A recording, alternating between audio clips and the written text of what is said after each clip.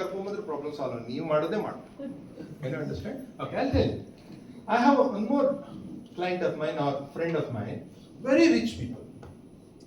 Okay, he has one son, one daughter.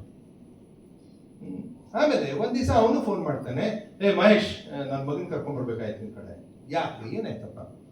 ಇಲ್ಲ ಮಹೇಶ್, ಅವನು ಈಗ 9th ಸ್ಟ್ಯಾಂಡರ್ಡ್ ಅದಾನೆ, ಬಟ್ ಈಗ ರೆಸಿಡೆನ್ಸಿಯಲ್ ಸ್ಕೂಲ್ ಹೋಗ್ತಾನೆ ಅಂತ ಕೂತಾನ, ಮನೆಯಾಗ ಇರುವುಲ್ಲ ಅಂತಾನೆ.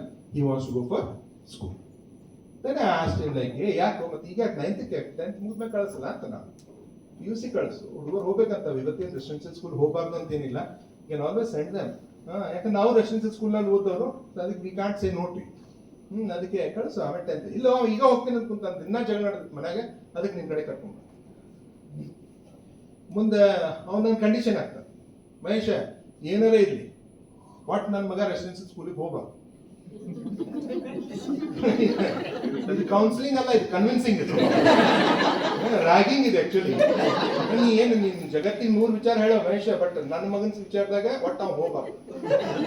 ಗೊತ್ತಿಲ್ಲ, ಮತ್ತೆ ನೀನು ಉಲ್ಟಾ ಪಲ್ಟಾ ಮಾಡಕ್ ಹೋಗ್ಬೇಡ, ಒಟ್ಟು ಅವ್ನು ಏನ್ ಮಾಡ್ತಿ ಮಾಡು, ಒಟ್ಟು ಅವ್ನು ಹೋಗ್ಲಾರ್ದೆ ನೋಡ್ಕೊ ನಿನ್ ಕಡೆ ಬಾ. ಹಂಗಲ್ಲಿ ನಾನು ಕೌನ್ಸಿಲರ್ ಅದನ್ನೇ, ನಾನು ಕನ್ವಿನ್ಸರ್ ಅಲ್ಲ ಅಂತ ನಾನು ಇಲ್ಲ ನಾನು ಹೇಳಬೇಕು, ಅದೇ ಕಂಡೀಷನ್ ಆಯ್ತು. ಒಂದು ಹುಡುಗ ಕಳಿಸಿರ್ತಾರೆ, ಆ ಹುಡುಗ ಬಂದ.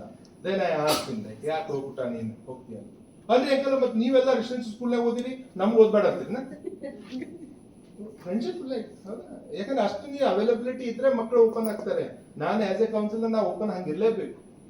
I should love them, I should be available. Approve then they will open up. ಸುಮ್ಮನೆ ನಾ ಶಾಣೆ ಅದೀನಿ, ನನ್ನ MSc, ನಾ 13 ವರ್ಷ ಟ್ರೈನಿಂಗ್ ಮಾಡೀನಿ, ನಾ 64 ಕಂಪ್ನಿಗಳ ಜೊತೆ ಕೆಲಸ ಮಾಡ್ತೀನಿ, 100 ಕೋಟಿ ಕಂಪ್ನಿ 500 ಕೋಟಿಗೆ ಹೋಗ್ತೀನಿ, ಓಕೆ ನಾ ಹಿಂಗ್ ಮಾಡೇನಿ ಹಂಗ್ ಮಾಡೇನಿ ಅಂತ ಹೇಳಿದ್ರೆ ಹಂಗೆ ಇಟ್ಕೊ ಅಂತಾರೆ.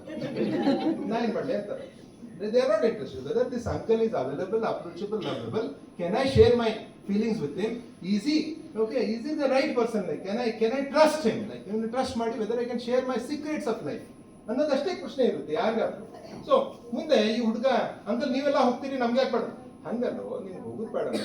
ನೀ 9th ಸ್ಟ್ಯಾಂಡರ್ಡ್ ಹೋದಿ ಅಂದ್ರೆ ಸಡನ್ಲಿ ಎನ್ವಿರಾನ್ಮೆಂಟ್ ಚೇಂಜ್ ಆಗುತ್ತೆ, ಹೊಸ ಟೀಚರ್ಸು, ಹೊಸ ಫ್ರೆಂಡ್ಸು, ನಿನಗೆ ಅಲ್ಲಿ ನಿಂಗೆ ಅಭ್ಯಾಸ ಮಾಡಕ್ ಆಗಲ್ಲ.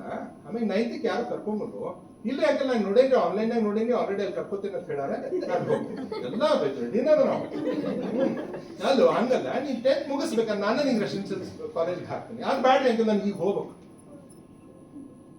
ಏನು ಪ್ರಾಬ್ಲಮ್ ಅರ ಏನೈತಿ? ಓಕೆ, ಮುಂದೆ ನಾನು ಒಂದು ಇತ್ತ ಕಡೆ ಕೂತಿದ್ದೆ, ನನ್ನ ಚೇರ್ ಮೇಲೆ ಕೂತ್ಕೊಂಡು ನಾನು ಹೇಳ ಅನ್ನತ್ತಿದ್ದೆ, ಇಟ್ ವಿಲ್ ನಾಟ್ ವರ್ಕ್. ನಾನು ನನ್ನ ಚೇರ್ ಬಿಟ್ಟೆ, ಅವ್ನ ಪಕ್ಕಕ್ಕೆ ಹೋಗಿ ಕೂತ್ಕೊಂಡೆ. ಓಕೆ, ಹೆಗಲ್ ಮೇಲೆ ಕೈ ಐತಿ. ಅವಾಗ even it touch somebody, because that child is touch oriented. I tell you different types of children ಹೆಂಗಿರ್ತಾರೆ, ಟಚ್ ಓರಿಯೆಂಟೆಡ್.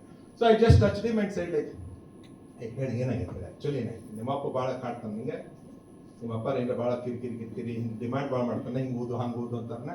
ಯಾಕಂದ್ರೆ ಮೊದಲಿಂದ ಸ್ವಲ್ಪ ಹಂಗಾದ ನಾವು, ನಮ್ಗೆ ಹೇಳ ನಾವು ರೈಟ್, ಮೊದಲಿಂದ ಹಂಗಾದ ನಾವು, ಯಾಕಂದ್ರೆ ಈಸ್ ವೆರಿ ವೆರಿ ರಿಚ್.